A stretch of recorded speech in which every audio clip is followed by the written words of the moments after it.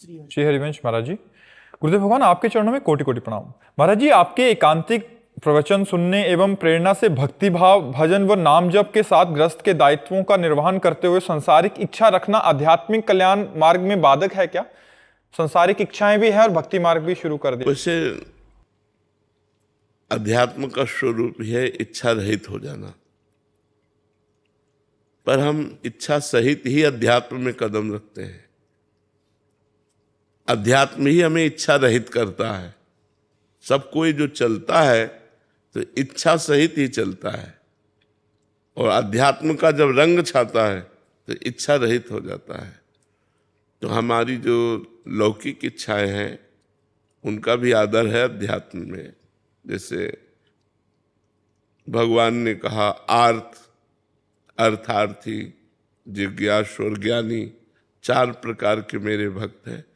तो संकट निवृत्ति के लिए परम सामर्थ्यशाली सर्वांतर्यामी परमात्मा की शरण लेना, अर्थ प्राप्ति के लिए या परमात्मा को जानने के लिए, और परमात्मा प्राप्त हो गए उन्हें ज्ञानी महात्मा कहते हैं। तो 4 प्रकार के भक्त बताए। तो अर्थ आदि या आवश्यकताओं की पूर्ति परमात्मा से कराने के लिए इच्छा रखना ये कोई विशेष बाधक नहीं है।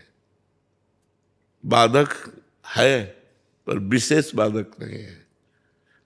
और बाधक इसलिए है कि मुझे मुक्त होना है संसार से, तो हर इच्छा का त्याग करना पड़ेगा, या भगवान की प्राप्ति करनी तो हर इच्छा का त्याग करना पड़ेगा। पर अभी भगवान की प्राप्ति की इच्छा जागी नहीं, तो इसलिए जो हमारी वर्तमान की समस्याएं हैं हम वो भगवान से निवेदन कर सकते हैं। वो सर्व सामर्थ्यशाली हैं, हमारी इच्छाओं की भी पूर्ति कर देंगे और हमें परमार्थ का मार्ग भी दे देंगे, हमें भगवत प्राप्ति का भी मार्ग दे देंगे। समझ पा रहे हैं आप जी? अमरजीत जी प्रयागराज से। राधा वल्लभ श्री हरिवंश महाराज जी, आपके चरणों में कोटि कोटि दंडवत प्रणाम। गुरुदेव भगवान, मेरा प्रश्न है कि क्या मैं इसी जन्म में अपने माता पिता की सेवा करते हुए भगवत प्राप्ति कर सकता हूँ?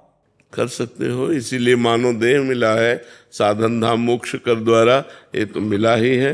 माता पिता में भगवत भाव करके उनकी सेवा करो और नाम जप करो तो निश्चित भगवत प्राप्ति हो जाएगी।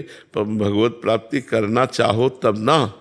और यद्यपि संसार को साधन बनाकर भगवान को साध्य बनाना चाहिए, और भगवान को साधन बनाकर संसार साध्य कर रहे हैं। अगर हम संसार मांग रहे हैं तो भगवान को साधन माना और संसार को साध्य माना, जबकि होना ऐसा चाहिए कि संसार की सब भोग सामग्री साधन बन जाए और भगवान हमारे साध्य बन जाए।